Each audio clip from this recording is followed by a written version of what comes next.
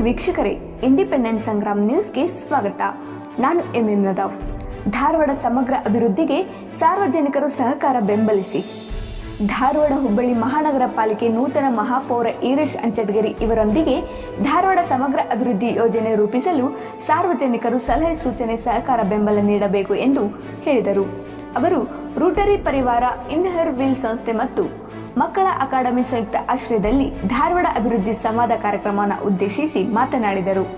ಮಕ್ಕಳ ಅಕಾಡೆಮಿ ಅಧ್ಯಕ್ಷರಾದ doctor Rajanna Deshpande, Rotary ಪರಿವಾರ ಅಧ್ಯಕ್ಷರಾದ ವಿಜಯಕುಮಾರ್ ಕಟ್ಟಿಮನಿ, ಶ್ರೀಮತಿ ರಾಜೇಶ್ವರಿ ಪಾಗತ್, ಡಾಕ್ಟರ್ ಎಮವಾಯಿ ವಾಸಂತ್, ನಾಗರಾಜ್ ತಾನ್ನವರ್, ಶ್ರೀಮತಿ ಅಕ್ಕಮ್ಮ ದೇವಿ ಇನ್ನಿತರರು ಉಪಸ್ಥಿತರಿದ್ದರು. ಡಾಕ್ಟರ್ ವೈಪಿ ಕಲ್ಲನ್ಗೌಡರ್ ಕಾರ್ಯಕ್ರಮವನ್ನು ನಿರೂಪಿಸಿದರು. ಎಸಿ ತಹಸೀಲ್ದಾರ್ ವಂದಾರ್ಪಣೆ ಮಾಡಿದರು. ರೋಟರಿ ಪರಿವಾರದ ಸರ್ವ ಸದಸ್ಯರು ಕಾರ್ಯಕ್ರಮದಲ್ಲಿ ಪಾಲ್ಗೊಂಡಿದ್ದರು.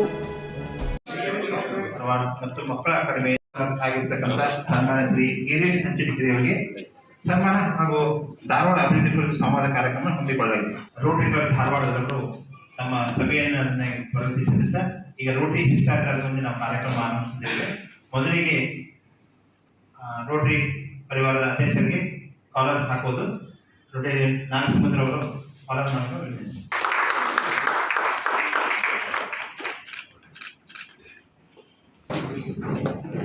Let us stand for 1 minute silence for world peace and attention.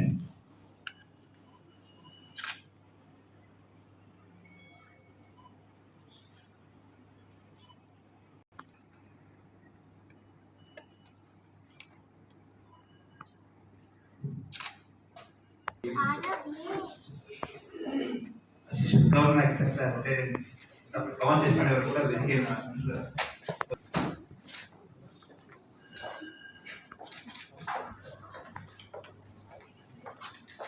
Now I request President Vijaykumar Kattimani. ಇವತ್ತು ದಿವಸ ನಾವು ಇಲ್ಲಿ ನಮ್ಮ ಮೇಯರ್ ಸಮ್ಮುಖದಲ್ಲಿ ಹುಬ್ಬಳ್ಳಿ ಧಾರವಾಡದ ಅಭಿವೃದ್ಧಿ ಸಂಬಂಧ ನಾವು ಈ ಕಾರ್ಯಕ್ರಮವನ್ನು ಹಮ್ಮಿಕೊಂಡಿದ್ದೇವೆ. They are busy with their schedules because recently they have taken the position. I wholeheartedly thank you, sir, for sparing your time and calling response to our Rotary Parivar and joining this wonderful meeting. I thank Rajan Deshpande sir for this wonderful coordination and getting the idea of this whole thing.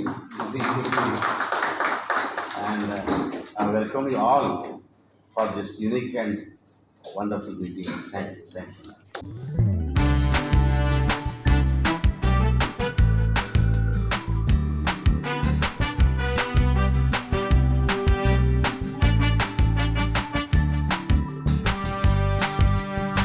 ಈ ಕಾರ್ಯಕ್ರಮದ ಮುಖ್ಯ ಅತಿಥಿಗಳು ಹಾಗೂ ಪೂಜ್ಯ ಮಹಾಪೌರರಾದ Eeresh ಅಂಚಟಗಿರಿಯವರೇ, Rotary ಪರಿವಾರದ ಅಧ್ಯಕ್ಷರಾದ ಕಟ್ಟಿಮನಿಯವರೇ, assistant governor Kavan ಅವರೇ,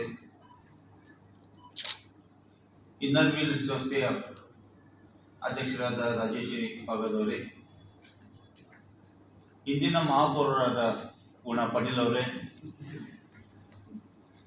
ಯಾಕೆ ನಮಗೆ ಇನ್ನರ್ ವೀಲ್ ಸಂಸ್ಥೆಯ ಮಾಜಿ ಅಧ್ಯಕ್ಷರು ಹಾಗೂ ಇನ್ನರ್ ವೀಲ್ ಸಂಸ್ಥೆಯ ಎಲ್ಲ ಪದಾಧಿಕಾರಿಗಳೇ ಹಾಗೂ ಸದಸ್ಯರೇ, ರೋಟಿಯ ಪದಾಧಿಕಾರಿಗಳೇ, ನಮ್ಮ ಮಕ್ಕಳ ಅಕಾಡೆಮಿಯ ಎಲ್ಲ ಪದಾಧಿಕಾರಿಗಳೇ ಹಾಗೂ ಮಿತ್ರರು ಹಾಗೂ ಮಾಧ್ಯಮ ಮಿತ್ರರು. ಮುಖ್ಯವಾಗಿ ಹೇಳಬೇಕಾದ್ರೆ ಇವತ್ತಿನ ಕಾರ್ಯಕ್ರಮ ಈರೇಶ್ ಅಂಚಟಗಿರಿಯವರು ಯಾವಾಗ ಆಯ್ಕೆಯಾದರೂ ಅವರಿಗೊಂದು ಪೊಲೀಸ್ ಸ್ಟೇಷನ್ ಮಾಡ್ತೀವಿ ಅಂತ ನಾನು ಹೇಳ್ತೀನಿ. ಆವಾಗ ಅವರೊಂದು ಪೊಲೀಸ್ ಸ್ಟೇಷನ್ ಬೇಡ, ಪೊಲೀಸ್ ಸ್ಟೇಷನ್ನು ಏನು ಬೇಡ, ಸಂವಾದ ಕಾರ್ಯಕ್ರಮ ಇಟ್ಕೊಡ್ರಿ. ರೋಟರಿ ಮಂದಿ ಏನು ಹೇಳ್ತಾರೆ, ಏನು ನಮ್ಮ ಅಭಿವೃದ್ಧಿ ಸಲುವಾಗಿ ಸಲಹೆಗಳನ್ನು ಕೂಡ ಕೊಡ್ತಾರೆ, ಅದು ಮುಖ್ಯ ನನಗೆ ಅಂತ ಹೇಳಿದರು. ಅದನ್ನು ಕೇಳಿ ನನಗೆ ಭಾಳ ಸಂತೋಷ ಅನಿಸ್ತದೆ. ಯಾಕಂದರೆ ಸಾಮಾನ್ಯವಾಗಿ ಎಲ್ಲರೂ ಬಂದು ಆರು ತೊರೆ ಹಾಕ್ಕೊಂಡು ತೊಗೊಂಡು ಹೋಗೋದು ಕಾಮನ್. ಇವರು ಅದು ಬೇಡ, ನೀವು ಸಲಹೆ ಕೊಡ್ರಿ, ಏನು ಮಾಡ್ಬೇಕಂತ ಮಾಡ್ತೀರಂತ. ಇದೊಂದು ಸುದ್ದಿನ ಅಂತ ನಾನು ಭಾವಿಸ್ತೇನೆ. ಯಾಕಂದರೆ ಇದು ಧಾರವಾಡ ಜನತೆಯ ಒಂದು ಆಶೆ ಇದೆ. ಧಾರವಾಡಕ್ಕೆ ಒಬ್ಬ ಮಹಾಪೌರ ಇರ್ಬೇಕು. ಹುಬ್ಳಿ ಧಾರವಾಡ ನಂಗೆ ನಡೆದಿತ್ತು, ನಿಮಗೆಲ್ಲ ಗೊತ್ತಿದೆ. ಆಮೇಲೆ ಯಾವಾಗಲೂ ಹುಬ್ಳಿಯವರು ಮೇಲುಗೈ ತೋರಿಸ್ತಾರೆ ಯಾವಾಗಲೂ. ಈ ಸರಿ ಭಾಳ ಸರಿ ಗಂಟು ಬಿದ್ದು ನಮಗೆ ಧಾರವಾಡ ಬೇಕು ಅಂತಿದ್ದು ಒಂದಾಯಿತು. ಎರಡನೇದು ನಮಗೆ ಬೇಕಾದ ವ್ಯಕ್ತಿನೇ ಆದರೂ ಭಾಳ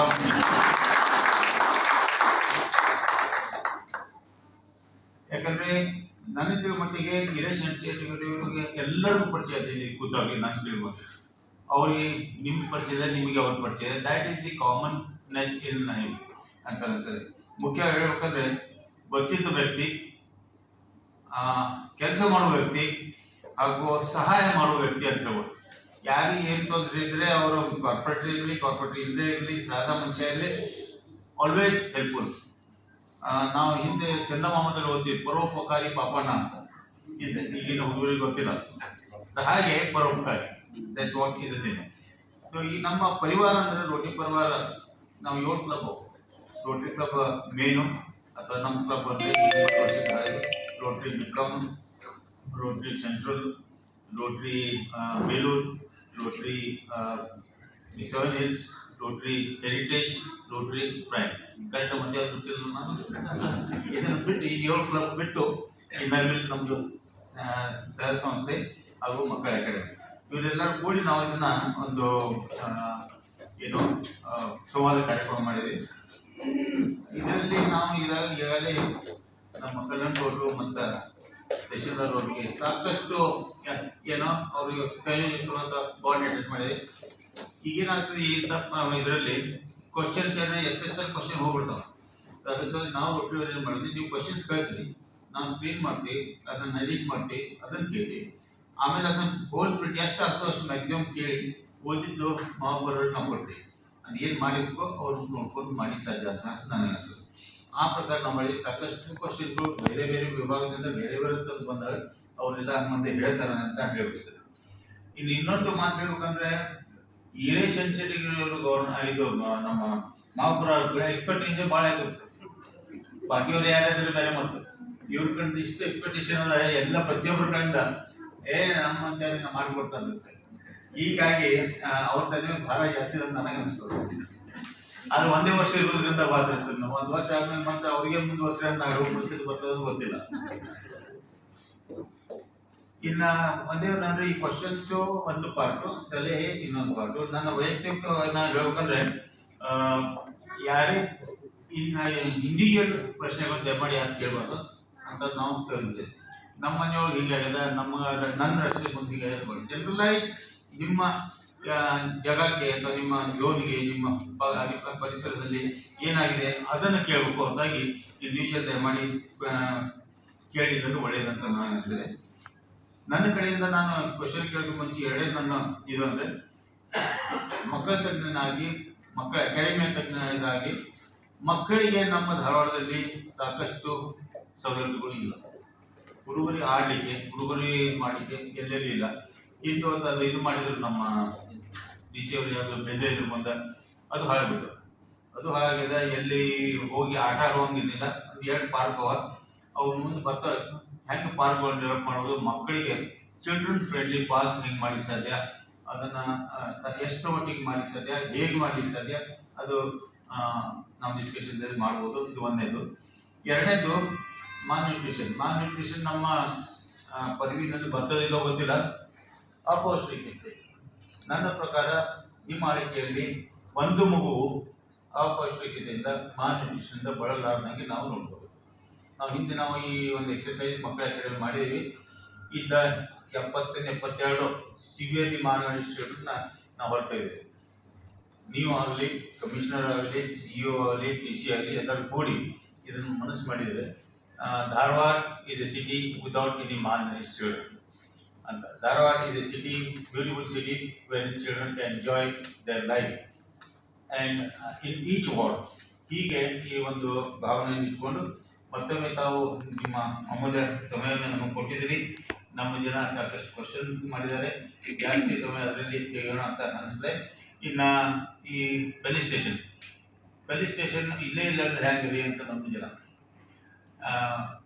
ಹಂಗೆ ಹಿಂಗೆ ಬಂದು ಮೇಯರ್ ಕರಿತೀರಿ ಕಳಿಸ್ತೀರ. ಅದಕ್ಕೆ ನಾವು ಕಟ್ ಡೌನ್ ಮಾಡ್ತೀವಿ. ಹ್ಯಾಂಗೆ ಕಟ್ ಡೌನ್ ಅಂದರೆ ಮೇಲೆ ಪೇಟ ಹಾಕ್ಬೇಕಂತ ನಮ್ಮದು ಪ್ರೆಸಿಡೆಂಟ್ ಅವರು ಪೇಟ ಹಾಕ್ತಾರೆ, ಏನೋ ಮೈಸೂರು ಪೇಟ, ಅದನ್ನು ಕ್ಯಾನ್ಸಲ್ ಮಾಡ್ತೀವಿ. ಎರಡನೇದು ನಮ್ಮ ಹಾರ ಹಾಕ್ತಾರೆ, ದೊಡ್ಡ ದೊಡ್ಡ ಹಾರ ಕ್ಯಾನ್ಸಲ್ ಮಾಡಿದ್ವಿ. ಇವುಗಳಲ್ಲಿ ಒಂದು ಬುಕ್ ಅದಕ್ಕೆ ಫ್ಲವರ್ ಹಚ್ಚಿದೆ. ಶಾಲ್ ಬಿಟ್ಟರೆ ಅದು ಇದಾಗೋದಿಲ್ಲ ಅಂತ ನಮ್ಗೆ ಭಾಳ ಬಂದಿದೆ. ನಮ್ಗೆ ನಿಮ್ದು ಅಷ್ಟೇ ಕೇಳ್ಕಲ್ಲಿ ಇವ್ರದ್ದು ಅಷ್ಟು ಕೇಳ್ಬೇಕಾಗ್ತದೆ. ಆಯ್ತಪ್ಪ ಶಾಲ್ ಹಾಕ್ರಿ, ಶಾಲ್ ಪರವಾಗಿಲ್ಲ, ಶಾಲ್ ಹಾಕ್ಸ್ತೀವಿ. ಭಾಳ ಇದೆಲ್ಲ ಕಪಿಗೆ ಬಿಗಿನ್ ಬೇಡ, ಒಂದು ಬುಕ್ ಕೊಡ್ತೀವಿ, ಅದಕ್ಕೆ ಒಂದು ಫ್ರೂಟ್ಸ್ ಬದಲಿ ಡ್ರೈ ಫ್ರೂಟ್ಸ್ ಕೊಡ್ತೇವೆ, ನಾಟ್ ರೆಗ್ಯುಲರ್ ಫ್ರೂಟ್ಸ್ ಅಂತ ಅಲ್ಟಿಮೇಟ್ ಡಿಸೈಡ್ ಮಾಡಿ. ಸೊ ನಿಮ್ಮ ಹೇಳಿಕೆಯನ್ನು ನಾವು ಒಪ್ಕೊಂಡು, ಇವ್ರ ಹೇಳಿಕೆಯನ್ನು ಒಪ್ಕೊಂಡು ಇದಕ್ಕೆ ಬಂದಿದ್ದೀವಿ. So once again I welcome you on behalf of all the Rotary Parivar, Innerville and so thank you. Dinesh Anchadgiri ji, Chairman, Children's Academy, Dr. Rajan Deshpande ji, President Rotary Club Dharwad, Vijay Kattimani ji, President Innerville, Rajeshwari Patil ji, Assistant Governor Kavan Deshpande ji, and my dear Rotarians and invitees. It's my great pleasure to introduce before you today's Chief Guest, Worshipful Mayor Shri Hiresh Anchadgiri. Anchadgiri ji need not require any introduction because he is so common with everybody that he need not require any introduction. But as a protocol, I wanted to introduce to you with a brief introduction. Shri Hiresh Anchadgiri, born on 9th January 1971 in Belgaum. He pursued his primary, secondary education in Dharwad and obtained higher technical education, also leading small-scale industrial entrepreneur for the last 10 years. He completed Bachelor of Arts pursuing MA Political Science in Karnataka State Open University, Mysore. Presently, he has been elected as Mayor of Hubli Dharwad Municipal Corporation. He is also a chairman of Dakshin Bharat Hindi Prachar Sabha, Karnataka Prant Dharwad. He joined Bharatiya Janata Party as a common Karyakarta and served the party in a different positions. He worked as a BJP organizer from 91 to 94, as a secretary of Dharwad City Yuva Morcha from 94 to 96, party president of Dharwad City from 96 to 99, and general secretary from 99 to 2002. He has been elected as a corporator from Ward number 4. He was a BJP General Secretary of Dharwad unit also.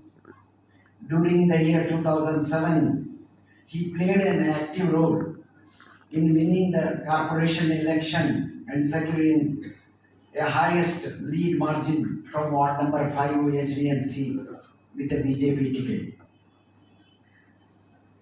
He acted as a Vice President of Dharwad District also during the 2009 and 12. He was a State General Secretary of BJP Slum Morcha during the year 12 and 16. Apart from this, his area of excellence services, in addition to the above party designated work, he actively involved in the public domain to serve the society in a different fields.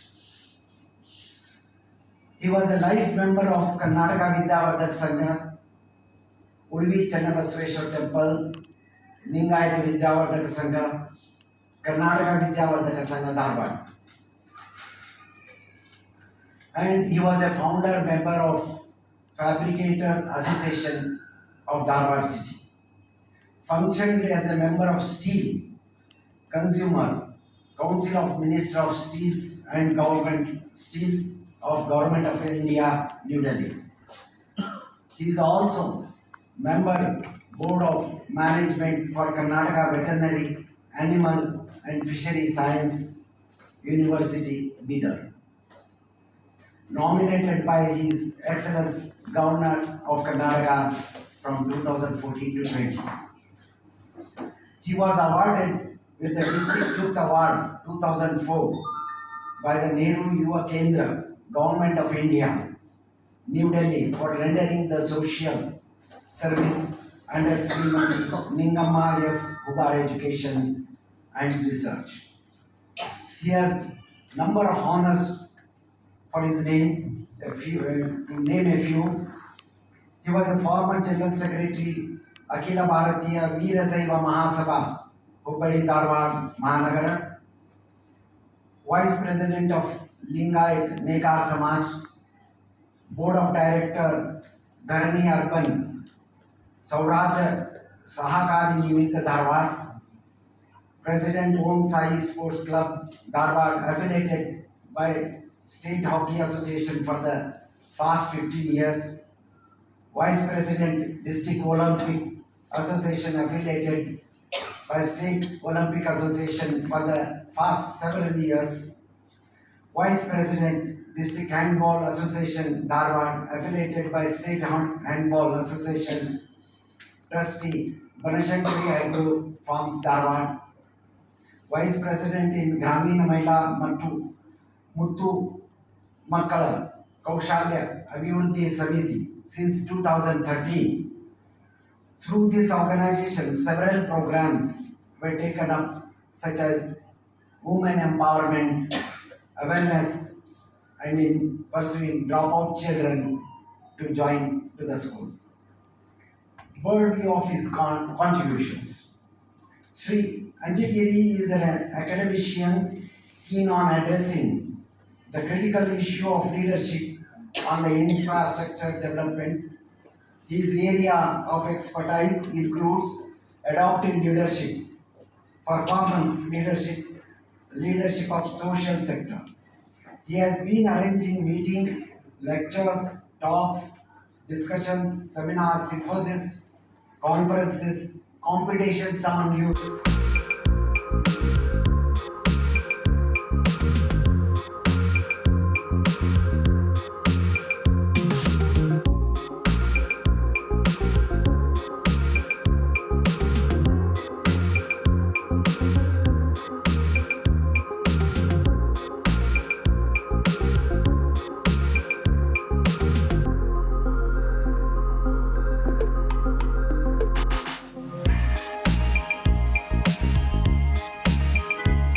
Doctor Rajendra Deshpande ಅವರು ಅದು WhatsApp ಮೂಲಕ ಎಲ್ಲರದ್ದು ಒಂದು message ತಮ್ಮ ಒಂದು ಕುಂದುಕೊರತೆಗಳನ್ನ ತಗೊಂಡು ಅದು ಸಲಹೆ ಸೂಚನೆಗಳನ್ನ ಕಲೆಕ್ಟ್ ಮಾಡಿ ಅದನ್ನ ನಾವು ಪ್ರಿಂಟ್ ಹಾಕಿಸಿ ರಿಜಿಸ್ಟರ್ ಮಾಡಿ, ಯಾಕಂದ್ರೆ ಅದು ರಿಪೀಟ್ ಆಗಬಾರ್ದು ಒಂದು ದಿವಸ. ಈ ಸುಮಾರು ಒಂದು 20-25 ಕ್ವಶನ್ಸ್ ಬಂದಿದ್ದಾವೆ. ಅದರಲ್ಲಿ ಉತ್ತಮವಾದದ್ದನ್ನು ನಾವೆಲ್ಲ ತಗೊಂಡು ಸರ್ ಕೂಡ ಚರ್ಚೆ ಮಾಡಿ ಅದನ್ನು ನಾನು ಸಮಗ್ರ ಮಾಹಿತಿನ ಓದ್ಕೊಂತ ಹೋದ್ರೆ ವೇಳೆ ಆಗುತ್ತೆ. ಅದರಲ್ಲಿರ್ತಕ್ಕಂಥ ಪ್ರಮುಖ ಅಂಶ ಯಾರು ಕೊಟ್ಟಿದ್ದಾರೆ, ಏನು ಕೇಳಿದ್ದಾರೆ ಅದನ್ನ ಒಂದು ಗಮನ ತರ್ತಾ ಇದ್ದೀವಿ. ಅದು ಅಲ್ಲ ಸರ್,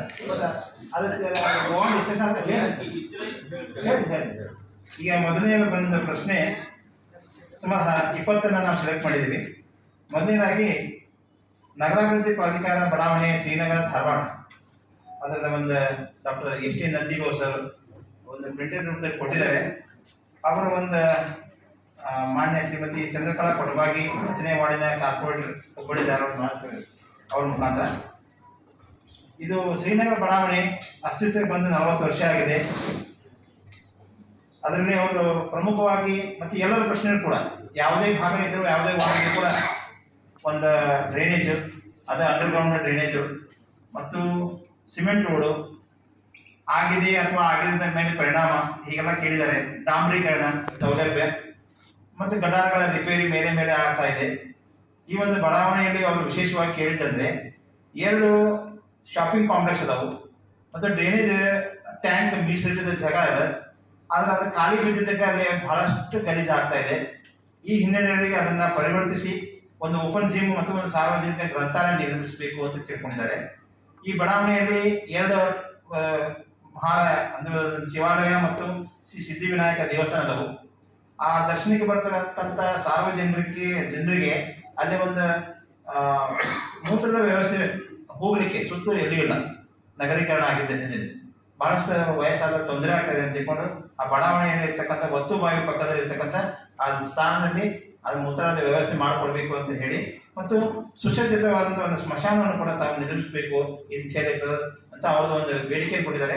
ಅದರ ಒಂದು ಡಾಕ್ಟರ್ ನಂದಿಬೇವರು ಕೊಟ್ಟಂತಹ ಸಲಹೆಗಳಿಗೆ ತಮ್ಮ ಒಂದು ಭದ್ರಾವತಿ ಬಡಾವಣೆ ಶ್ರೀನಗರ ವತಿಯಿಂದ ಕೊಟ್ಟಂತ ಈ ಮನವಿ ಇದಂಥದ್ದು ಅಂಡರ್ಗ್ರೌಂಡ್ ಡ್ರೈನೇಜ್. ಈಗಾಗಲೇ 490 ಕೋಟಿ ರೂಪಾಯಿ ವೆಚ್ಚದ ಒಂದು ಪ್ರಪೋಸಲ್ ಧಾರವಾಡ ನಗರಕ್ಕೆ ಸೀಮಿತವಾದಂಥ 490 ಕೋಟಿ ರೂಪಾಯಿ ವೆಚ್ಚದ ಒಂದು ಪ್ರಪೋಸಲ್ ಅನ್ನ ಸರ್ಕಾರ ಹಂತದಲ್ಲಿದೆ. ಸನ್ಮಾನ್ಯ ಅರವಿಂದ್ ಬೆಲ್ಲದವರ ಒಂದು ಅಮೃತ ಸತತ ಪ್ರಯತ್ನದಿಂದ 6 ಇಂಚ್ ಇದ್ದು 1964ದಲ್ಲಿ ಆಮೇಲೆ 1976 ತನಕ ಹಾಕಿದ್ದೇವೆ. ಆ ಲೈನ್ಗಳ ಮೇಲೆ ಹೆವಿ ಲೋಡ್ ಆಗಿದೆ. ಅವತ್ತಿನ ಅನುಗುಣವಾಗಿ ಅದನ್ನ ಲೈನ್ ಹಾಕಿದ್ರು. ಇವತ್ತು ಅದನ್ನು ಅಪ್ಗ್ರೇಡ್ ಮಾಡುವಂತ ಒಂದು ವ್ಯವಸ್ಥೆ ಆಗಿದೆ. ಮತ್ತು ಕಳೆದ ಬಾರಿ ಅಮೃತ ಯೋಜನೆಯಲ್ಲಿ STP ಪ್ಲಾಂಟ್ ಇರಲಿಲ್ಲ. ಹೀಗಾಗಿ ನಮ್ಮ ಜಯನಗರದ ಒಂದು ಭಾಗದಿಂದ ಅಂದ್ರೆ ಧಾರವಾಡದಲ್ಲಿ ಕೇವಲ 35% ಹುಬ್ಬಳ್ಳಿಯಲ್ಲಿ ಅದರ ಮುಂದುವರೆದ ಭಾಗ ಅಂತ ಅಮೃತ ಯೋಜನೆಯಲ್ಲಿ ಮಾಡ್ಬೇಕಂತ ತಗೊಂಡಾಗ ಏನು ನಮ್ಮ ಕೌಲ್ಗೇರಿಗೆ ಹೋಗೋ ರಸ್ತೆ ಅಥವಾ ನವಲೂರು ಭಾಗದಿಂದ ಗೋಲ್ಕಪ್ ಹೋಗೋ ರಸ್ತೆಯಲ್ಲಿ ಹೋಗ್ಬಿಡ್ತೀವಿ. ಆದ್ರೆ ಆ ಥರದ್ದು ಪರ್ಯಾವರಣ ಒಂದು ಧಾರವಾಡದಲ್ಲಿ ಮಾಡಬೇಕು. ಧಾರವಾಡದ ಈ ಪಾರ್ಟ್ ವಾಟರ್ ವೇ ಹೋಗ್ಲಿಕ್ಕೆ, ಎರಡನೇದು ಈ ಭಾಗದಲ್ಲಿ ಸೇರುವಂತ ಮಧ್ಯಾಹ್ನದಲ್ಲಿ ಮಾಡಬೇಕಂತ ಒಂದು ಪ್ಲಾನ್ ಮಾಡಿದ್ದಾರೆ. ಆಗಿಲ್ಲ ಎಕ್ಸಿಸ್ಟಿಂಗ್ ಲೈನ್ ಅನ್ನ ಅದಕ್ಕೆ ಲಿಂಕ್ ಮಾಡಿದ್ದಾರೆ ಮತ್ತು ಮೇನ್ ಲೈನ್ ಅನ್ನ ಇದ್ದಂತ ಲೈನ್ ಅನ್ನ ವೈಡ್ ಮಾಡಿ ಅದನ್ನ ಕಳಿಸಲಾಗಿದೆ. ಅದರ ಮುಂದುವರೆದ ಭಾಗ ಏನಿತ್ತಲ್ಲ ಆ ಲೈನಿಗೆ ಅಂದ್ರೆ ಮುಖ್ಯ ಲೈನಿಗೆ ಇನ್ನು ಉಳಿದಂತ ಸೇರಿಸಬೇಕಾದಂತ ಶ್ರೀನಗರದಿಂದ ಈಗಾಗಲೇ ಶ್ರೀನಗರ ಮೂಲಕ ಹಾಯ್ದು ಹೋಗಿದೆ. ನಮ್ಮ ಬಾಯೋಮೆಟ್ರಿಕ್ ಬ್ಲಾಕ್ ಬಂದಿದೆ. ಶ್ರೀನಗರ ಭಾಗದ ಮತ್ತು ಅರವಿಂದ್ ಬೆಲ್ಲದವರ ಪ್ರಯತ್ನದಿಂದ ಉಳಿದಿದೆ. ಶೀಘ್ರವಾಗಿ ಮಂಡಿಸಲೇ ಮಾನ್ಯ ಶಾಸಕರು 20 ಹೊಸ ಓವರ್ ಟ್ಯಾಂಕ್ಗಳನ್ನು ಕಟ್ಟುವಂತಹ ವ್ಯವಸ್ಥೆ ಅದರಲ್ಲಿ ಅಳವಡಿಸಿದೆ. ಇದಾದ ನಂತರ ಅವರು ಇದನ್ನ 5 ವರ್ಷದಲ್ಲಿ ಸಂಪೂರ್ಣ ಪೂರ್ಣಗೊಳಿಸಬೇಕು. ನಂತರ ಅವರು 7 ವರ್ಷಗಳ ಕಾಲ ಮೇಂಟೆನೆನ್ಸ್ ಮಾಡಬೇಕು. ಅವರ ಸಹ ಡಿಸ್ಟ್ರಿಬ್ಯೂಷನ್ ಮಾಡೋ ಮೂಲಕ ಈಗಿರುವಂತಹ ಎಕ್ಸಿಸ್ಟಿಂಗ್ ಸಾಕಷ್ಟು ಜನ ಇದ್ದಾರೆ ಅಂತ ಫಲಪ್ರದವಾಗಿ ಇದು 1983ರಲ್ಲಿ ಶಾನಭಾಗದವರು ಪ್ರಥಮ ಬಾರಿಗೆ ಫಲಪ್ರಭ ಬಂದಾಯಿತು. ಅತಿಬದ್ಧವಾಗಿ ನೀರು ಸಾಕಷ್ಟು ನೀರು ಆ ನೀರು ಹರಿಸುವಂತ ಪೈಪ್ಲೈನ್ಗಳನ್ನ ಇಂಡಿವಿಜುವಲ್ ಮೀಟರ್ಗಳನ್ನ ಎಲ್ಲನೂ ರಿಪ್ಲೇಸ್ ಆಗಿದೆ, ಇನ್ಕ್ಲೂಡಿಂಗ್ ಮನೆಗೆ ಹೋಗುವಂತ ಪೈಪ್ಲೈನ್ಸ್ ಇದೆ. ನನಗೆ ಸಾಕಷ್ಟು ಜನ ಮನೆ ಕೇಳಿದ್ರು, ಬರೀ ನೀವು ಪೈಪ್ಲೈನ್ ಹಾಕಿಬಿಟ್ರೆ ಇರುವಂತ ಕಾಂಕ್ರೀಟ್ ರೋಡ್ ಮಾಡಿಬಿಡ್ತೀವಿ. ಹೊಸ ಟೆಕ್ನಾಲಜಿ ಈಗ ನೀವು ಸಾಕಷ್ಟು ಜನ ಜಿಯೋ ಫೈಬರ್ ಹಾಕ್ತಾರೆ. ನೀವು ಈ ಕಡೆ ಒಂದ್ ಕಡೆ ಹೋಗಿ ಮಾಡ್ತಾರೆ, ಅಲ್ಲಿ ನೆಟ್ಟಿಗೆ ಹೋಗಿ ಓಪನ್ ಮಾಡ್ತಾರೆ. ಆ ಟೆಕ್ನಾಲಜಿ ಯೂಸ್ ಮಾಡ್ರಿ ಅಂತ ನಾವು ಸಲಹೆಯನ್ನ LNT ಹೇಳಿದ್ವಿ. ಆ ಪ್ರಪೋಸಲ್ ಇದ್ದೇವೆ. ನಡ ಕಡೆ ಮೇನ್ ಲೈನ್ ಹಾಕಲಿಕ್ಕೆ ಸ್ಲಾಟ್ ಮಾಡಿ ಡಬಲ್ ಸ್ಟ್ರೋಕ್ ಮಾಡುವಂತಂದ್ರೆ ಕಾಂಕ್ರೀಟ್ ರಸ್ತೆ ಇದೆ ಮಾಡುವಂತ ವ್ಯವಸ್ಥೆಯನ್ನು ಮಾಡಿದ್ದಾರೆ. ಹೆಚ್ಚಿನ ಹೊತ್ತಿಗೆ ಅವರು ಅದರಲ್ಲಿ ಇನ್ನರ್ ಅಥವಾ ಪಾರ್ಕ್ ಪರಿಸ್ಥಿತಿ ಯಾವುದು ಇಲ್ಲ. ಲಕ್ಷ್ಮೇಶ್ವರ ಪ್ಲಾಟ್ ಇದಾವ್ರಿ, ಅದೇ ಅಪೋಸಿಟ್ ಒಂದು ಖಾಲಿ ಜಾಗ ಇಟ್ಟಿಲ್ಲ, ಅದು ಚೆನ್ನಮನಗರ ಇದೆ ಮೇಡಮ್. ಅದೇನಿದೆ ಕೂಡಾದಲ್ಲಿ ಬದುಕು ನಮ್ಮ ಹೆಸರಿಲ್ಲ. ಅದರಲ್ಲಿ ಆಯುಕ್ತರು ನಗರಾಭಿವೃದ್ಧಿ ಪ್ರಾಧಿಕಾರ ತಿಳಿಸ್ತಿದೆ ಆ ಲ್ಯಾಂಡ್ಗೆ. ಇನ್ನು ಉಳಿದಂತ ಒಂದು ಆಟದ ಮೈದಾನಕ್ಕಾಗಿ ಮೀಸಲಿಟ್ಟ ಜಾಗ ಇತ್ತು ಒಳಗಡೆ, ಅಥವಾ ಸಿಲ್ವರ್ ಆರ್ಚೆಟ್ಟು ಮತ್ತು ಈಗಾಗಲೇ ಹೈಕೋರ್ಟ್ ನಲ್ಲಿ ಕೇಸ್ ಇತ್ತು. ಆಮೇಲೆ ಅದು ಬಹಳ ವಿಶ್ವಾಸದಿಂದ ಪಡೆದಾಡೆ ದೇವಟ ಆಗಬೇಕು. ಸಾಮಾನ್ಯ 3 ಎಕರೆ 10 ಗುಂಟೆ ತಗೊಂಡು ಫ್ಯಾಮಿಲಿ ಇದ್ರೆ ಅದನ್ನು ಇವತ್ತು ಅದನ್ನು ಉಳಿಸ್ಲಿಕ್ಕೆ ಪ್ರಯತ್ನ ನಾವು ಮಾಡ್ತಾ ಇದ್ದೇವೆ. ಕಳೆದ 15 ವರ್ಷದಿಂದ ಹೈಕೋರ್ಟ್ ನಲ್ಲಿ ಕೇಸ್ ಪೆಂಡಿಂಗ್ ವಕೀಲ ಹೋಗಿದ್ದಾರೆ. ಅದು ಒಂದೊಂದರಲ್ಲಿ BC ಕೋರ್ಟ್ನಲ್ಲಿ ಸರ್ಕಾರ ಅಂತ ಹಾಕಿ ಅದನ್ನು ಆರೋಪ ಮೇಲೆ ಮಾಡ್ಬೇಕಂದಾಗ ಮತ್ತೆ ಅವರು ಅಪೀಲ್ ಹೋಗಿದ್ದಾರೆ. ಅದು ಪ್ರೊಸೆಸ್ ಅಲ್ಲಿ ಬರುವಂತ ಏನೇನು ಜಾಗ ಹೇಳ್ತಿದ್ರಲ್ಲ ಆ ಜಾಗ ಸ್ಪೆಷಲ್ ಲೇಔಟ್ಗೆ ಅದು ಉದಾಹರಣೆಯಲ್ಲಿ ಆಯುಕ್ತರು ನಗರಾಭಿವೃದ್ಧಿ ಪ್ರಾಧಿಕಾರ ಅಂತಿದೆ. ಅದು ನಗರಾಭಿವೃದ್ಧಿ ಪ್ರಾಧಿಕಾರಗಳು ಅದಕ್ಕೆ ಎದಕ್ಕೆ ಮೀಸಲಾಗಿ ಇಟ್ಟಂತ ಅನ್ನೋದನ್ನ ನಾವು ತೆಗೆದುಕೊಂಡು ಹೇಳ್ತೀವಿ. ಯಾಕಂದ್ರೆ ಅದು ನಂಬರ್ಗೆ ಅದ್ರಾಗ ಬಂದ್ಬಿಡುತ್ತೆ, ಅದ ನಂಬರ್ಗೆ ಬಂದ್ಬಿಡುತ್ತೆ ಕಂಪ್ಲೇಂಟ್. ಮತ್ತು ದೂರಿನದಾರರ ವಿಳಾಸ, ದೂರಿನ ಸಂಖ್ಯೆ, ದೂರಿನ ವಿವರ ಇದರಿಂದ 50 ಸೆಂಟೆನ್ಸ್ ಅಲ್ಲಿ ಏನು ಒಂದು ಹಂದಿ ಅಥವಾ ನಾಯಿ ಸತ್ತಿದೆ ಅಥವಾ ಬಿಡಾಡಿನಾಯಿಗಳು ಆಟಾಡ್ತಾ ಇದ್ದಾವೆ ಅಥವಾ ಈ ತರ ನಮ್ಮ ಲೈಟ್ ಬಾಕರ್ ಇದೆ ಕಂಪ್ಲೇಂಟ್ ನೀವು ಮಾಡಿದ್ರೆ ಶೋ ಮಾಡಿ ಹಾಗೂ ಅದನ್ನು ಫೋಟೋ ಮಾಡಿ ಅಟ್ಯಾಚ್ ಮಾಡ್ಬೋದು. ನೀವು ಒಂದು 16 ಫೋಟೋ ಅದಕ್ಕೆ ವಾಟ್ಸಪ್ಗೆ ಗ್ರೂಪಿಗೆ ಅಟ್ಯಾಚ್ ಮಾಡ್ಬೋದು. ಆದ್ರೆ ಹೆಸರು, ದೂರದಾರರ ಹೆಸರು, ವಾರ್ಡ್ ಸಂಖ್ಯೆ, ದೂರಿನ ವಿಳಾಸ ಮತ್ತು ದೂರವಾಣಿ ಸಂಖ್ಯೆ ಇದು ಹಾಕಬೇಕು. ಇದರಿಂದ ನೀವು 24 hours ಒಳಗೆ ಆಗ್ಲೇ ಹೋದ್ರೆ, ನಾನು ಈಗಾಗಲೇ ದೂರವಾಣಿ ಕೇಂದ್ರಕ್ಕೆ ಇನ್ಸ್ಟ್ರಕ್ಷನ್ ಕೊಟ್ಟಿದ್ರೆ ಎಷ್ಟು ಕಂಪ್ಲೇಂಟ್ ನಿಮಗೆ ಈವರೆಗೆ ಬಂದು 24 ಅವರ್ಸ್ನಾಗ ಎಷ್ಟು ಅಟೆಂಡ್ ಆಗಿ ನಿಮ್ಗೆ ರಿಪ್ಲೈ ಬಂದಿದ್ದಾರೆ ಜೂರಲ್ ಆಫೀಸ್ನಿಂದ ಮಾಹಿತಿಯನ್ನು ಸಹ ನಾನು ಕೇಳಿದ್ದೇನೆ. ನಾನು ಪ್ರತಿ ಒಂದು 48 ಅವರ್ಸ್ಗೂ ಒಂದ್ಸರಿ ವೆರಿಫೈ ಮಾಡಿಸಿ ಅದಕ್ಕೆ ಚೆಕ್ ಲಿಸ್ಟ್ ಕೊಡಲಿಕ್ಕೆ ಅಂತ ವ್ಯವಸ್ಥೆ ಮಾಡಿದ್ದೇನೆ. ಅದರಲ್ಲಿ ಯಾರಾದರೂ ದೂರು ಕೊಟ್ಟ ಮೇಲೆ ಕಂಪ್ಲೇಂಟ್ ಕೊಟ್ಟ ಮೇಲೆ ಅದು ಕಂಪ್ಲೇಂಟ್ ಕ್ಲೋಸ್ ಆಗಿಲ್ಲ ಅಂತಂದ್ರೆ ಆ ಸಂಬಂಧಪಟ್ಟಂತ ಈಗ ಒಂದು ಮನೆಗೆ ಪರ್ಮಿಷನ್ ಕೊಟ್ಟು CC ಕೊಡ್ಬೇಕಾದ್ರೆ 2 ಗಿಡ ಹಚ್ಚಿರ್ಲೇಬೇಕು. ಈಗ ನಾವು ದಾರಿ ತಂದ್ರೆ ಅನೇಕ ಇಂಜಿನಿಯರ್ಸ್ ನಮ್ಗೆ ವಿರೋಧವನ್ನು ವ್ಯಕ್ತಪಡಿಸ್ತಾರೆ. ಏನ್ರಿ CC ಕೊಡೋದು ಬಿಟ್ಟು ನೀವು 2 ಗಿಡ ಹಚ್ಚಂತ ಈಗಾಗಲೇ ಸೋಲಾರ ಇಡಬೇಕು ಕಂಪಲ್ಸರಿ ಮನೆ ಮೇಲೆ ಅಂತ ಹೇಳಿದ್ವಿ ಮತ್ತು ಗಟರ್ ತಮ್ಮದೇ ತಾವು ರಿಪೇರ್ ಮಾಡ್ಬೇಕು ಅಂತ ಹೇಳಿದ್ವಿ, ಇಲ್ಲಾಂದ್ರೆ ದುಡ್ಡು ಕಟ್ಬೇಕಂತ ಹೇಳಿದ್ವಿ. ಅದಕ್ಕೆ ಸಾಕಷ್ಟು ಇಂಜಿನಿಯರ್ಸ್ ಅಸೋಸಿಯೇಷನ್ ಮೀಟಿಂಗ್ ಕರೆದು ದುಡ್ಡು ಸಾಕಷ್ಟು ಕಟ್ಟಬೇಕಂತೆ ನಮ್ಗೆ ವಿನಂತಿಯನ್ನು ಮಾಡಿದ್ದಾರೆ, ಅದನ್ನು ಕಡಿಮೆ ಮಾಡ್ರಿ ಅಂತೇಳಿ. ಆದರೆ ನಂದೇನಂತಂದ್ರೆ ಇದು ಎಲ್ಲಿವರೆಗೂ ನಮ್ಮ ನಗರ ಸ್ಥಿರೀಕರಣ ಆಗಂಗಿಲ್ಲ ಅಂದ್ರೆ ಎಲ್ಲಿವರೆಗೂ ಪಬ್ಲಿಕ್ನಲ್ಲಿ ಇಂಟ್ರೆಸ್ಟ್ ಬರಲ್ಲ. ನನ್ನ ಮನೆ ಭಾಗದಾಗ ಒಂದು 2 ಗಿಡ ಹಚ್ಚಿ ಆ ಗಿಡ ನನಗೆಲ್ಲ ಅಂದ್ರೆ ನನ್ನ ಮುಂದೆ ಫ್ಯಾಮಿಲಿಗೆ ಒಂದು ಆಕ್ಸಿಜನ್ ಕೊಡುವಂಥ ವ್ಯವಸ್ಥೆ ಆಗ್ತಂತ ಕಲ್ಪನೆ ಬರೋದಲ್ಲ, ಅಲ್ಲಿವರೆಗೂ ಆ ಯೋಜನೆಗಲ್ಲ. ನೀವು 1000 ನಾನು ಲಕ್ಷ ಗಿಡ ಹಚ್ಚಿಸ್ತೇನೆ, ಆದ್ರೆ ಆ ಗಿಡ ಬೆಳೆಯೋದು ಜಿಮ್ಮೆದಾರಿ ಯಾರಿಗೆ? ಪಾಲಿಕೆಯವರು ಹಚ್ಚುವುದಂದ್ರೆ ಗಿಡ ಕೊಡೋದಂದ್ರೆ ಕರ್ತವ್ಯ ಮಾಡ್ತಾರೆ. ಅದರ ಸಾರ್ವಜನಿಕ ಇನ್ವಾಲ್ವ್ಮೆಂಟ್ ಎಲ್ಲಿವರೆಗೂ ಆಗಲ್ಲ. ಈ ಥರ ಪರಿಸರ ಬಗ್ಗೆ ನಾವು ಭಾಳ ಇದ್ದೀವಿ. ಅಲ್ಲ ಸರ್, ನಾನು ಹೇಳಿದ್ದಾರಲ್ಲ ಅದು ಒಂದು ಕರೆಕ್ಟ್. ಈ ಕಾಂಪೌಂಡ್ ಒಳಗೆ ಮನೆ ಕಾಂಪೌಂಡ್ ಒಳಗಿದೆ ಅಲ್ಲ, ಬೇರೆ ರಾಯಚೂರು ಮತ್ತು ಕೊಪ್ಪಳದೊಳಗೆ ಏನು ಮಾಡಿದ್ದಾರೆ ಅಂತಂದ್ರೆ ಅಲ್ಲಿ ಗಿಡ ಹಚ್ಚಿ ಅವ್ರಿಗೆ ಜೋಪಾನ ಮಾಡಿದ್ರು ಅಂತಂದ್ರೆ ಅವ್ರು ಒಂದೇನೋ ಒಂದು ಇದನ್ನ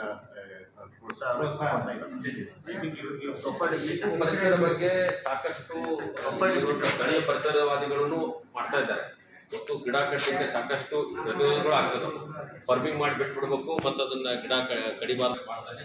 ಅಲ್ಲಿ ತಮ್ದೇನಾದ್ರೂ ಒಂದು ವಿಶೇಷ ಸಲಹೆ ಈ ತರ ಪರಿಸರ ಹೀಗೆ ಮಾಡಿದ್ರೆ ಅನುಕೂಲ ಆಗುತ್ತೆ. ನಾವು ನೋಡ್ರಿ ಪೂರ್ಣ ಮಾನವ ಪಾಲಿಕೆ ಮಾಡ್ಲಿಕ್ಕೆ ಆಗಲ್ಲ ಅಂತ ಪಬ್ಲಿಕ್ ಇನ್ವಾಲ್ವ್ಮೆಂಟ್ ಆಗ್ಬೇಕು ಅಂತ ನನ್ನ ಕಲ್ಪನೆ.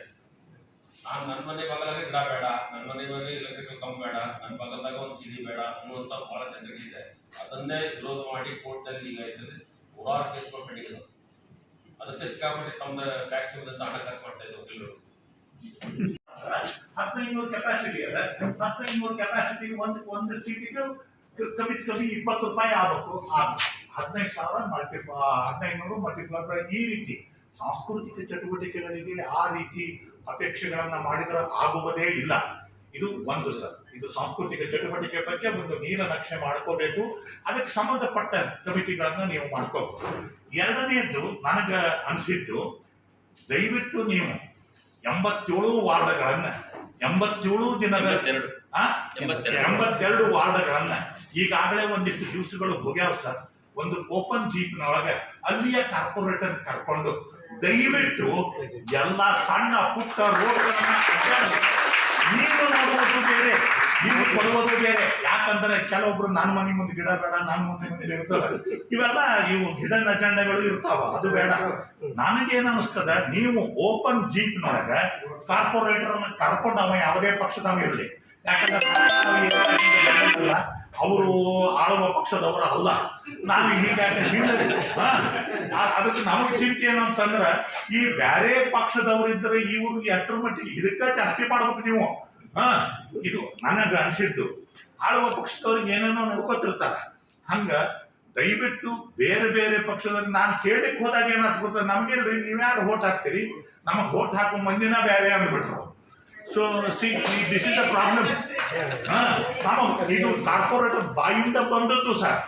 ನಾನು ಹೇಳಿಕತ್ತದ್ದು ಇವತ್ತು 24/7 ಬಗ್ಗೆ ಡಿಸ್ಕಷನ್ ಆಯ್ತು, ಎಲ್ಲ ಆಯ್ತು. ಆಮೇಲೆ ಕೊನೆಗೆ ಈಗ ನಾವು ಎಲ್ಲಾ ಕಡೆ ನೀವು ದಯವಿಟ್ಟು ನೋಡ್ರಿ, everywhere U C encroachment. Railway line ನಿಂದ ಹಿಡ್ಕೊಂಡು ಮಸಾಲಗಾರ ಓಣಿಯಿಂದ ಹಿಡ್ಕೊಂಡು ಪ್ರತಿಯೊಂದು ಕಡೆ ಎಷ್ಟು ಅಂಗಡಿ ಇರ್ತದೋ ಅದರ ಮುಂದೆ ಒಂದು 10 ಪಟ್ಟು ಮುಂದೆ ಬಂದಿರ್ತಾವ್ರಿ ಎಲ್ಲ ಸಾಮಾನು ಇಟ್ಟದ್ದು. ಇದನ್ನ ಯಾರು ನೋಡೋರು? ಆಮೇಲೆ ನಾವ್ಯಾರ ಹೇಳಿಕ್ ಹೋದ್ರ ಅಲ್ಲಿ ಪೊಲೀಸ್ ಸ್ಟೇಷನ್ ನಿಂದ ಹಿಡ್ಕೊಂಡು ಹೆಂಗ್ ಬರ್ತದೆ, ನೀವು ಬರ್ದು ಕೊಡ್ರಿ, ನಾ ಬರ್ದು ಕೊಟ್ಟು ಬೈಸ್ಕೊಳೆ ಹೊಡ್ಸ್ಕೊಳೆ ಅವ್ರ ಕಡೆ ಆಗೋದಿಲ್ಲ. ಅದಕ್ಕೆ ದಯವಿಟ್ಟು ಇದನ್ನು ಮಾಡಬೇಕು.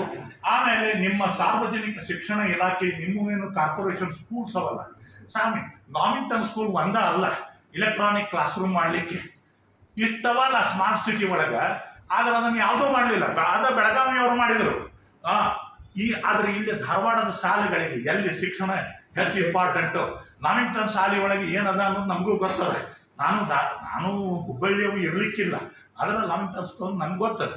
ಸೊ ಶಿಕ್ಷಣ ಕ್ಷೇತ್ರದ ಬಗ್ಗೆ ಇದನ್ನ ನೀವು ದಿಲ್ಲಿ ಮಾಡ್ಲಿಕ್ಕೆ ಆಗ್ತದನು? ಹಿಂಗೆ ಕೇಳೋದು ಈಗ 1 ವರ್ಷದ ಅವಧಿ ಒಳಗೆ ನೀವು ಏನು ಮಾಡ್ತೀರಿ? ಅವ್ರು ಮಾಡೋದು ಅವ್ರಿಗೆಲ್ಲರಿಗೂ 5 ವರ್ಷ ಇರ್ತಾರೆ ಸರ್. ನಿಮ್ಮ 1 ವರ್ಷದ ಅವಧಿ ಒಳಗೆ ನೀವು ಇಷ್ಟು ನಾನು ಕೆಲಸಗಳನ್ನ ಮಾಡಬೇಕು.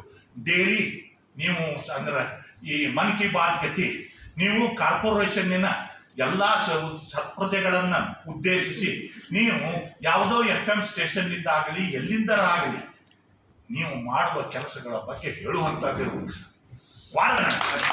ನೀವು ನಮಗೇನು ಇದು ನಿಮಗೊಂದು ದೊಡ್ಡ ಪ್ಲಾಟ್ಫಾರ್ಮ್ ಒದಗಿಸ್ಕೊಡ್ಬೇಕು ಸರ್. ಅದಕ್ಕೆ ಇನ್ನೊಂದು ರಾಜಕೀಯ ಪ್ರಶ್ನೆ, ಅದನ್ನ ಕೇಳಿ ನಾನು ಮುಗಿಸ್ತೀನಿ. ನಗರಸಭೆ 1 ಮಿನಿಟ್ ಸರ್ ಕೇಳ್ತೀನಿ. ನಗರಸಭೆ ಅಲ್ಲಲ್ಲ, ನಗರಸಭೆ ಧಾರವಾಡಕ್ಕೆ ಪ್ರತ್ಯೇಕವಾಗಿ ನಿಮ್ಮಂಗೆ ಆಡಳಿತ ಅವಧಿ ಒಳಗ ಆಗ್ತದೋ ಇಲ್ಲ? ಮಾಡ್ಲಿಕ್ಕಿಲ್ಲ. ಮೇಯರು ಹೊಸದಾಗಿ ಸ್ಟಾರ್ಟ್ ಮಾಡೋದು ಮನ್ ಕಿ ಬಾತ್, ಮನಸ್ಸಿನ ಮಾತು, ಎಲ್ಲರಿಗೆ ಏನೇನಿರುತ್ತೋ ಹೇಳ್ತಾ ಹೋಗೋದು ಮಾಡಿ. That people will appreciate you. Time fix ಮಾಡಿ ಈಗಾಗಲೇ ತಾವು 2-3 ಪಾಯಿಂಟ್ ಹೇಳಿದ್ರೆ ಅದರಲ್ಲಿ ನೋಟ್ ಮಾಡ್ಕೊಂಡಿದ್ದು ಕಲಾಭವನ್ಗೆ ಒಟ್ಟಾರೆ ಫುಲ್ ಕಲಾಭವನ್ ತೊಗೊಂಡ್ರೆ 75,000 ರೂಪಾಯಿ ಅದನ್ನು ಫಿಕ್ಸ್ ಮಾಡ್ತಾರೆ ಪರ್ ಡೇ.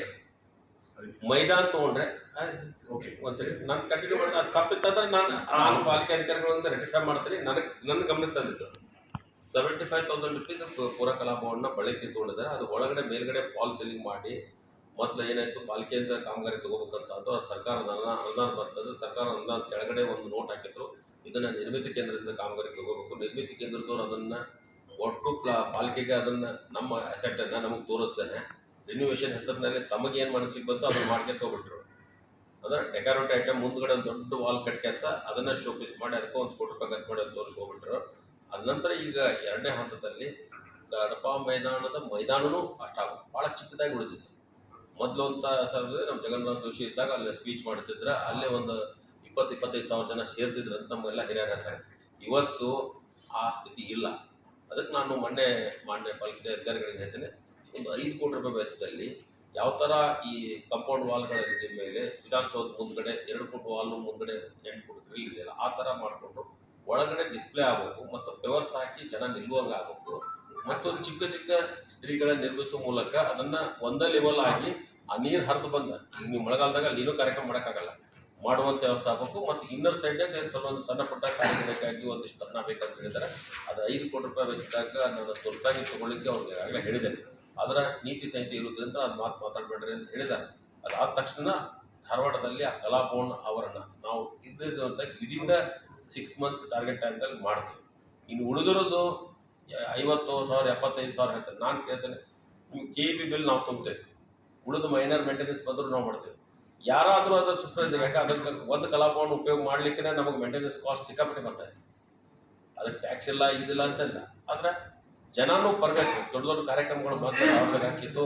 ಯಾವಾಗ ನಮ್ಮ ಪಾಟೀಲ್ ಪಟ್ಟಪ್ಪ ಸಭಾವನ್ನ ಆದಮೇಲೆ ಅಲ್ಲಿಯೂ 550-600 ಸಿಟ್ಟಿಂಗ್ ಆದಮೇಲೆ ಯಾರೂ ಇಲ್ಲಿ ಬರ್ತಾ ಇಲ್ಲ. 600 ಜನ ಕೆಪಾಸಿಟಿಗೆ ಅಲ್ಲೇ ಹೋಗಿ ಅಲ್ಲೇ ಮಾಡುವಂತೆ ವ್ಯವಸ್ಥೆ ಆಗ್ತದೆ.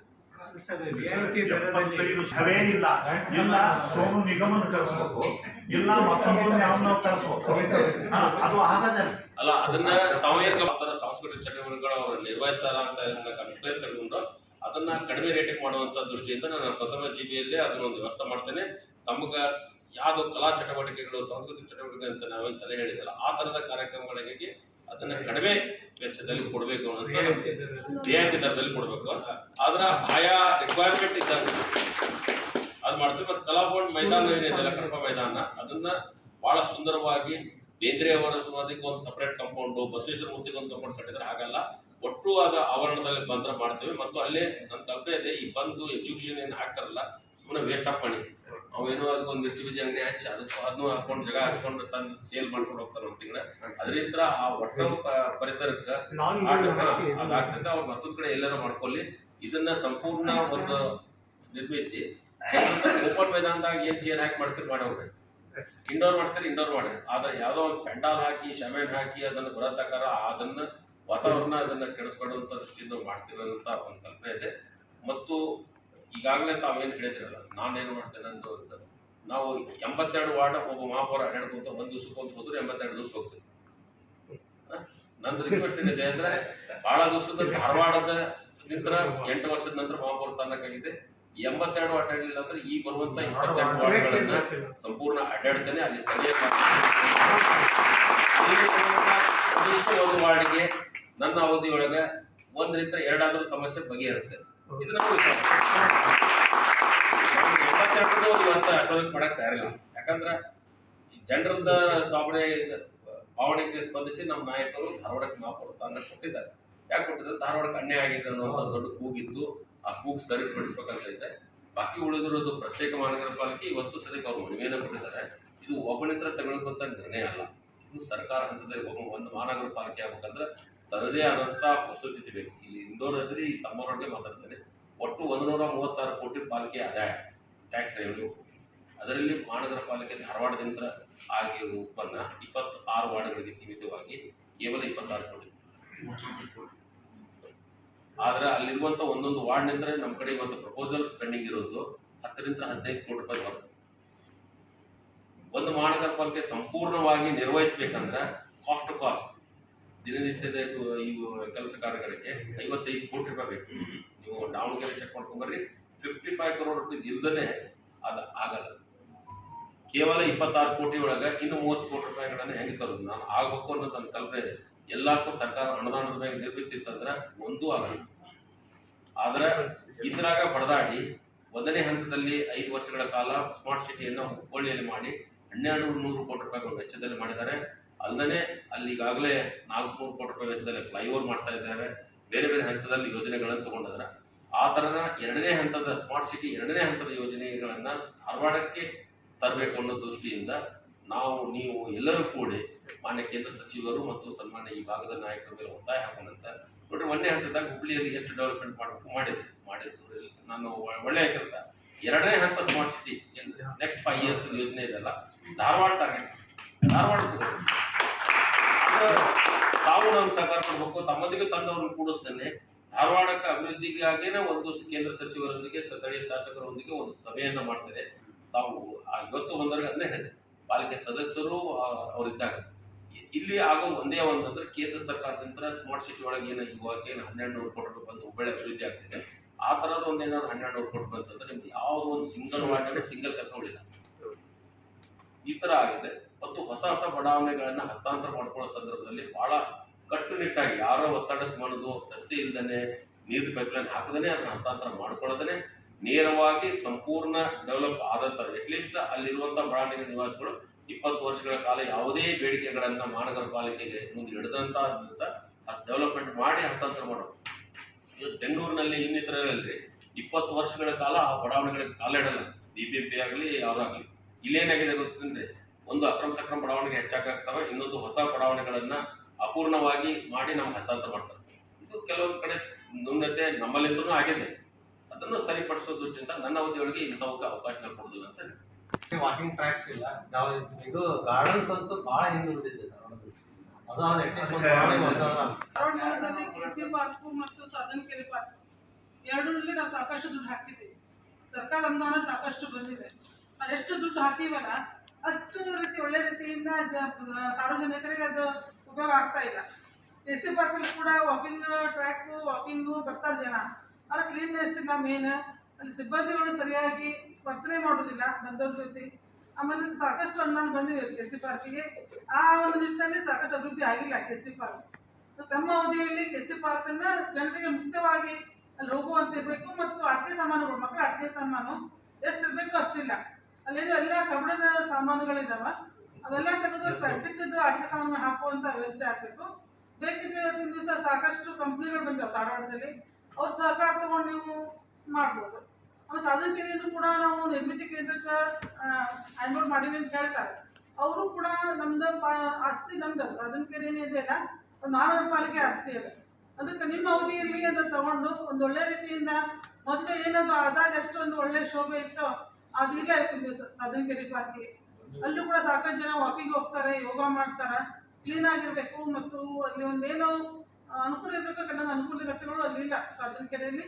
ಅದನ್ನು ಕೂಡ ಮಾಡಬೇಕು.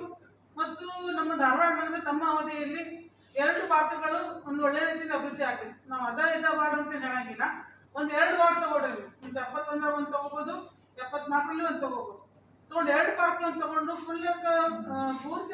ಕಾನ್ಸಲ್ಟೇಷನ್ ಮಾಡಿ ನಿಮ್ಮ ಒಂದು ಅನುದಾನ ಸಾಕಷ್ಟು ಇರ್ತದೆ. ದಿವಸ ನನ್ನ ಅನ್ನೋ ಮಟ್ಟಿಗೆ 1 ಕೋಟಿ ರೂಪಾಯಿ ತನಕ ತಮ್ಮ ಅನುದಾನ ಇರ್ಬೋದು ಅಂತ ಅನಿಸ್ತದೆ. ಇನ್ನೂ ಜಾಸ್ತಿ ಆಗ್ಬೋದು ಮುಂದಿನ ಸಭೆಯಲ್ಲಿ. ಆ ನಿಮ್ಮ ಅನುದಾನದಲ್ಲಿ ಹಾಕಿ 2 ಪಾರ್ಕ್ಗಳು ಧಾರವಾಡದಲ್ಲಿ ಒಳ್ಳೆ ಅಭಿವೃದ್ಧಿ ಮಾಡಬೇಕು. ಅದೇನಂದ್ರೆ ಸರ್ ಹೇಳ್ತಾರೆ ವಾಕಿಂಗ್ ಟ್ರ್ಯಾಕ್ ಆಗಬೇಕು, ಮಕ್ಕಳಿಗೆ ಆಟ ಆಡೋಂಗೆ ಆಗಬೇಕು. ಮತ್ತು ಇನ್ನೊಂದು ಏನಾಗಿದೆ ಅಂತಂದ್ರೆ ನಾವೇನು ಇವತ್ತಿನ ದಿವಸ ಬರೀ 15-20 ಗುಂಟೆ ಪಾರ್ಕ್ ಸಿಗ್ತಾವೆ ನಮಗೆಲ್ಲ. ಮುಲ್ಲಿಗತ್ತೆ 1 ಎಕರೆ 2 ಎಕರೆ ಪಾರ್ಕ್ಗಳು ಸಿಗೋದಿಲ್ಲ. ಅಲ್ಲೇನು ಮಾಡ್ತೀವಿ, 15-20 ಗುಂಟೆ ಪಾರ್ಕ್ ಒಳಗೆ ಏನು ಮಾಡ್ತೀವಿ, ಒಂದು ವಾಕಿಂಗು ಒಂದು ಸ್ಟೈಲ್ ಮಾಡ್ಬಿಡ್ತೀವಿ. ಇವತ್ತಿನ ದಿವಸ ಮಕ್ಕಳನ್ನ ಹೊರಗೆ ಆಡಲಿಕ್ಕೆ ಹೋಗು ಅಂತ ಹೇಳ್ತೀವಲ್ಲ, ಅವ್ರು ಕ್ರಿಕೆಟ್ ಆಡ್ತಾರೆ ಮಕ್ಕಳು. ಕ್ರಿಕೆಟ್ ವಾಕಿಂಗ್ ಪುನರಭಿವೃದ್ಧಿ ಪಡಿಸ್ಬೇಕು. ಯಾಕಂದ್ರೆ ಅಲ್ಲಿ ಪುನರಭಿವೃದ್ಧಿ ಅಂತಂದ್ರೆ ಪೊಲೀಸ್ ಕ್ವಾರ್ಟರ್ಸ್ ಯುಜಿಡಿ ಲೈನ್ ಎಲ್ಲ ತಂದು ಕಡೆಯವರು ಅಲ್ಲಿ ಅದು STP ಲೈನ್ ಅವ್ರು ಹಾಕಿಲ್ಲ ಅಂತ ಅವ್ರಿಗೂ ತರ ತಿಳಿದಾಗ ನೀವು ಒಂದು ಮಿನಿ STP ಪ್ಲಾಂಟ್ ಈಗಾಗಲೇ ಬಂದಿದ್ದಾವೆ, ಅದನ್ನು ಒಂದು ಕಡೆ ದೂರೀಕರಣ ಮಾಡಬೇಕು ಪೊಲೀಸ್ ಇಲಾಖೆ ಅಂತ. ಅಲ್ಲಿ ಸಾಧನಕೆರೆಗೆ ಬಂದು ಏನಂತ ಮನುಷ್ಯ ನಿಲ್ಲಿಸಿರ್ತದಲ್ಲ ಅದನ್ನು ಮತ್ತೆ ಅವಾಯ್ಡ್ ಮಾಡಿ ಮತ್ತು ಇರುವಂಥ ಗಾರ್ಡನ್ನ ಅಪ್ಗ್ರೇಡ್ ಮಾಡೋ ದೃಷ್ಟಿಯಿಂದ 3 ಕೋಟಿ ರೂಪಾಯಿ ವೆಚ್ಚದಲ್ಲಿ ಅದನ್ನು ಮಾಡುವಂಥ ವ್ಯವಸ್ಥೆ ಸನ್ಮಾನ್ಯ ಪ್ರತಿ ಸಾಹೇಬರು ಕೈಗೊಂಡಿದ್ದಾರೆ. ಅದು ತುರ್ತಾಗಿ ಕಾರ್ಯ. ಎರಡನೇದಾಗಿ 10 ಕೋಟಿ ರೂಪಾಯಿ ವೆಚ್ಚದಲ್ಲಿ ನಮ್ಮದು ನುಗ್ಗಿಕೆರೆ ಅಭಿವೃದ್ಧಿ, ಅದನ್ನು ಒಂದು ವಾಟರ್ ಫೌಂಟಿಂಗ್ ಹೊಸ ಒಂದು ಟೂರಿಸ್ಟ್ ಪ್ಲೇಸ್ ಮಾಡುವಂಥ ದೃಷ್ಟಿಯಿಂದ ಈಗಾಗಲೇ 50,000 ಹೆಚ್ಚು ಜನ ಅಲ್ಲಿ ನುಗ್ಗಿಕೆರೆಗೆ ಜನ ದರ್ಶನಕ್ಕೆ ಹೋಗ್ತಾರೆ. ಉಳಿದ ಸಮಯದಲ್ಲೂ ಅಲ್ಲಿ ಹೋಗ್ಬೇಕು ಮತ್ತು ಅದನ್ನು ಕೆರೆ ಅಭಿವೃದ್ಧಿಗಾಗಿ ಸರ್ವೆ ಮಾಡಿ ಅದನ್ನು ಮಾಡುವಂಥ ವ್ಯವಸ್ಥೆ. ಅದಕ್ಕೂ ಸಹ ಮಾಣಿಕ್ಯ ಸಚಿವರು ಕೂಡ ಕೇಳಿ 10 ಕೋಟಿ ರೂಪಾಯಿ ವೆಚ್ಚದಲ್ಲಿ ಮಾಡುವಂಥ ಪ್ರಯತ್ನ ಮಾಡ್ತಾರೆ. ಬಾಕಿ ಉಳಿದದ್ದು KC ಪಾರ್ಕ್ ಇದೆ. KC ಪಾರ್ಕ್ನಲ್ಲಿ ಅದನ್ನು ಪಬ್ಲಿಕ್ ಪಾರ್ಟ್ನರ್ಶಿಪ್ನಾಗ ಮಾಡುವಂಥ ಯಾವುದಾದ್ರೂ ಕಂಪ್ನಿಗಳ ಜೊತೆಗೆ ನಾನು ಸಂಪರ್ಕ ಮಾಡ್ತೇನೆ. ತಮ್ಗೆ ಯಾರಾದರೂ ಗಮನಕ್ಕೆ ಬಂತಂದ್ರೆ ತಾವು ಹೇಳಿದರೆ ಯಾಕಂದರೆ ನನ್ನೊಂದು ರಿಕ್ವೆಸ್ಟ್ ಇದೆ. ಆರ್ಟ್ ಆಫ್ ದ ಅಂತ ಯಾವುದಾದ್ರೂ ಒಂದು ಸಣ್ಣ ಸರ್ಕಲ್ಲು, ಒಂದು ಸಣ್ಣ ಗಾರ್ಡನ್ನು, ಇಷ್ಟೊಂದು ಪ್ರಮಾಣದಲ್ಲಿ ರೂಟ್ರಿಯನ್ನು ಭಾಳಷ್ಟು ಸಾರ್ವಜನಿಕ ಸೇವೆಯನ್ನು ನಾನು ಕನ್ನಡಿ ಮಾಡಿದ್ದೆ. ಸ್ಕೂಲ್ ರೂಮ್ಸ್ ಕಟ್ಕೊಟ್ಟಿದ್ದೀನಿ, ಶಾಲಾ ಮಕ್ಕಳಿಗೆ ಅನೇಕ ಸಹಾಯಗಳನ್ನು ಮಾಡಿದ್ದೀನಿ. ಒಂದೇನೋ ಪಬ್ಲಿಕ್ ಪಾರ್ಟ್ನರ್ಶಿಪ್ನಲ್ಲಿ ಮಹಾನಗರ ಪಾಲಿಕೆ ಒಂದು ಡೆವಲಪ್ ಮಾಡಿ ಕೊಟ್ಬಿಡ್ತೈತಿ, ಇಷ್ಟು ಮಾಡಿ ಕೊಡ್ತೀವಿ ರೀ, ಇದನ್ನು ಸಂಪೂರ್ಣ ನಿರ್ವಹಣೆ ಮಾಡುವಂಥ ಮುಂದೆ ಬರಬೇಕಾಗಿದೆ. ಇವತ್ತು ಸಮಯ ಕೆಲಸ ಮಾಡೋದು ದೊಡ್ಡದಲ್ಲ, ಆದರೆ ಅದು ನಿರ್ವಹಣೆ ಆಗ್ತದೆ. ಮೇಂಟೈನ್ ಆಗಲಿಕ್ಕೆ ಪಾಲಿಕೆಯಲ್ಲಿ ಸಾಕಷ್ಟು ಅನುದಾನಗಳು ಕೊರತೆ, ಸಿಬ್ಬಂದಿ ಕೊರತೆ ಇದೆ. ಈ ನಿಟ್ಟಿನಲ್ಲಿ ಸಾರ್ವಜನಿಕರು ವೈಯಕ್ತಿಕವಾಗಿ ಇದನ್ನು ಡೆವಲಪ್ಮೆಂಟ್ ಮಾಡಿ ನಮ್ಗೆ ಕೊಟ್ಟರೆ ನಾನು ಮಾಡ್ತೀವಿ. ಉಳಿದಿರೋದು ಸ್ವಿಮ್ಮಿಂಗ್ ಪೂಲು 13 ಕೋಟಿ ಚಿಲ್ಲರದ ಒಂದು ವೆಚ್ಚದಲ್ಲಿ ಸ್ವಿಮ್ಮಿಂಗ್ ಪೂಲು ಮತ್ತು ಇಂಡೋರ್ ಸ್ಟೇಡಿಯಂ ಮಾಡಬೇಕಂತ ಒಂದು ಪ್ರಸ್ತಾವನೆ ಬಂತು. ಆಗಿನ ಜಿಲ್ಲಾಧಿಕಾರಿಗಳು ಅದು ಏನು ನ್ಯಾಷನಲ್ ಟ್ರ್ಯಾಕ್ ಬರುವಂಥ 100 ಮೀಟರ್ ಲೆಂತ್ ಬೇಕಂತಂದ್ರೆ ಆ ಕಂಪೌಂಡ್ DC ಕಂಪೌಂಡ್ ಹಂಚಿ ಮಾಡಿದ್ರೆ ಆ DC ಕಂಪೌಂಡ್ ಜಾಗೆ ಅವ್ರದ್ದು ಅಲ್ಲ, ಸರ್ಕಾರದ ಜಾಗೆ ಇವ್ರಿಗೆ ಕಂಪ್ನಿಯವ್ರಿಗೆ ವರ್ಕ್ ಕೊಡಲಿಕ್ಕೆ ಅವರು 2 ವರ್ಷದಿನ ಸಮಯ ತಗೊಂಡು ನಂತರ ಜೋರು ಮಾಡಿ ಸರ್ಕಾರ ನಮ್ಮದು ಬಂದ ನಂತರ ಅದನ್ನು ತೊಗೊಂಡಿದ್ದೇವೆ. ಈಗ ಅದು 13 ಕೋಟಿ ರೂಪಾಯಿ ಎಸ್ಟಿಮೇಟ್ ಹೋಗಿ 28 ಕೋಟಿ ಆಗಿದೆ. ಯಾಕಂದ್ರೆ ಅಂದಾಜು ಪತ್ರಕ್ಕೆ ರಿವೈಸ್ ಆಗಿದೆ. ಆ 28 ಕೋಟಿಗೆ ಕಂಪ್ನಿ ಹೋಗ್ತಾ ಇಲ್ಲ. ಅದಕ್ಕೆ ನಾನು ಮೊನ್ನೆ ಲೋಕಸಭಾ ಸದಸ್ಯರು ಏನು ಪ್ರಯತ್ನದಿಂದ CSR ಫಂಡ್ನಲ್ಲಿ 13 ಕೋಟಿದಲ್ಲಿ ಇಂಡೋರ್ ಸ್ಟೇಡಿಯಂ ಬೇಕಾದ್ರೆ ಕೈಬಿಟ್ಟು ಸ್ವಿಮ್ಮಿಂಗ್ ಪೂಲ್ ಫಸ್ಟ್ ಹಂತದಲ್ಲೇ ರೆಡಿ ಮಾಡಿಬಿಟ್ರಿ. ಆ ಸ್ವಿಮ್ಮಿಂಗ್ ಪೂಲ್ಗೆ ಯಾಕಂದ್ರೆ ಈಗ ಅವ್ರಿಗೆ ಇನ್ಸ್ಟ್ರಕ್ಷನ್ ಇದೆ, ನಾವು 2 ಎಸ್ಟಿಮೇಟ್ ರಿವೈಸ್ ಆಗೋ ಮಟ್ಟ ಹೋಲ್ಡ್ ಇಡ್ರಿ ಕೆಲಸ ಅಂತೇಳಿ. ಅದಕ್ಕೆ ಅಟ್ಲೀಸ್ಟ್ ಸ್ವಿಮ್ಮಿಂಗ್ ಪೂಲ್ ಅದು ಪಾರ್ಟ್ 1 ಕೆಲಸ ಮಾಡಿದ್ರೆ ಈ ಕಡೆ ನಾವು ಸ್ಟಾರ್ಟ್ ಆಗ್ತದೆ. ಇನ್ನು ಉಳಿದ ಅನುದಾನದಲ್ಲಿ ಮಾಡುವಂಥ ವ್ಯವಸ್ಥೆ ಮಾಡ್ತೇವೆ. ಅದನ್ನು ಮಾಡುವಂಥ ಒಂದು ಕಲ್ಪನೆ ಇದೆ. ಶಾಸಕರು, ಸ್ಥಳೀಯ ಲೋಕಸಭಾ ಸದಸ್ಯರು ಮತ್ತು ಸಾರ್ವಜನಿಕರು ಎಲ್ಲರೂ ಪ್ರಯತ್ನ ಯಾವುದೋ ಒಂದು ಪ್ರೊಜೆಕ್ಟ್ ಕೈಗೊಂಡ್ರು ಅದನ್ನು ಎಕ್ಸಿಕ್ಯೂಟ್ ಮಾಡಬೇಕು. ನಾಳೆ ಕೆಲವೊಂದು ಮಾಡ್ಬೇಕಾದ್ರೆ ಬೇರೆ ಕಂಪೌಂಡ್ ರಿವೈಸ್ ಮಾಡ್ತಾರೆ, ಕಂಪೌಂಡ್ ತೆಗಿಬೇಕಾದ್ರೆ ತಯಾರು ಮಾಡಿದ್ರೆ ಈ ಥರ ಟೆಕ್ನಿಕಲ್. ಈಗ ಸೂಪರ್ ಮಾರ್ಕೆಟ್ ಅಂತಂದರೆ ಪಾಲಿಕಾ ಬಜಾರ್ ಡೆಲ್ಲಿ ಒಳಗಿದೆ. ಆ ಥರದ ಒಂದು ಮಾರ್ಕೆಟ್ ಇಲ್ಲಿ ಆದು ಅಂತಂದರೆ ನನಗೆ ಅನುಕೂಲ ಆಗುತ್ತೆ, ಪಾರ್ಕಿಂಗ್ ಮಾಡಲಿಕ್ಕೆ ಚಲೋ ಆಗುತ್ತೆ. ಒಟ್ಟಾರೆ ಹೇಳೋದಂತಂದರೆ ಧಾರವಾಡ ಜಿಲ್ಲಾ ಕೇಂದ್ರ ಇರೋದ್ರಿಂದ ಜಿಲ್ಲೆಗೆ ಬರುವಂತಹ ಗೌರವ ಏನಿದೆ ಆ ಥರದ ಒಂದು ಪ್ರೋಗ್ರೆಸ್ ಆಗಬೇಕು ಅನ್ನೋದು ನಾವು ಬರೀ ಕಲೆ ಕೊಟ್ಟರೆ ಅಂತ ನಾವು ಕೊಟ್ಟಿರೋದಿಲ್ಲ. Will have to work together. Let's all work together with worshipful mayor and see what best can be done. Overall ಅವ್ರು ಹೇಳಿದ್ರೆ ಸಮಗ್ರ ನೋಡಿದ ಕೂಡ ಈ ಒಂದು ವರ್ಷದಾಗ ಇದನ್ನು ಮಾಡಿದ್ವಿ, ಇದನ್ನು ಮಾಡಿದ್ವಿ, ಇದು ಮಾಡಿ ಇವು 3 ಇಂಪಾರ್ಟೆಂಟ್ ಮಾಡಿ.